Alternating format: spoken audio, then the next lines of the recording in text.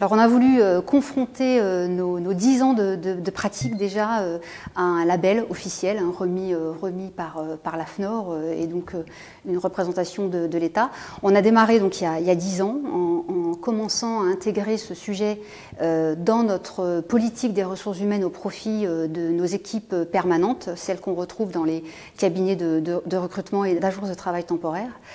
Et puis il y a 5 ans, avec cette expérience, on s'est dit qu'on devait aussi la mettre à profit de nos clients et de nos intérimaires.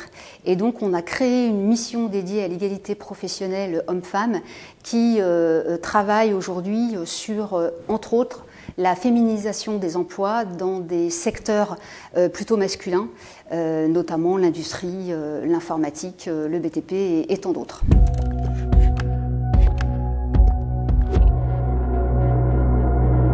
Alors déjà, par une volonté.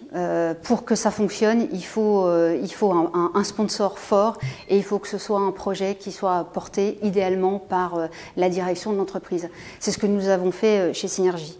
On a commencé par discuter de ce sujet avec les représentants du personnel.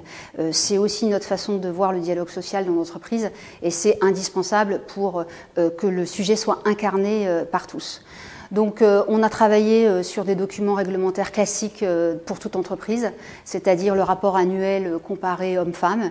Et puis on a fait les constats il y a 10 ans d'écart de salaire entre les hommes et les femmes sous-représentées dans les postes d'encadrement, dans les statuts cadres, des femmes trop peu présentes dans des métiers traditionnellement occupés par des hommes, les métiers commerciaux, les métiers de management. Et donc au bout de 10 ans, on est très satisfait de voir que les femmes occupent plus de 60% des postes d'encadrement, qu'on a 0,5% d'écart entre les femmes et les hommes qui exercent des emplois similaires à compétences identiques, autant d'effets positifs sur des bonnes pratiques.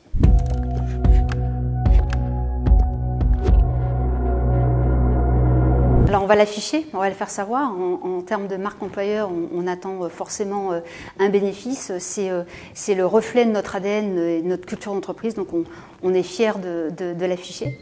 On va également faire de la publicité par rapport aux activités que l'on fait au profit de nos clients et de nos intérimaires. Ça rentre dans notre politique RSE, mais c'est aussi un bénéfice pour la responsabilité sociale de nos clients.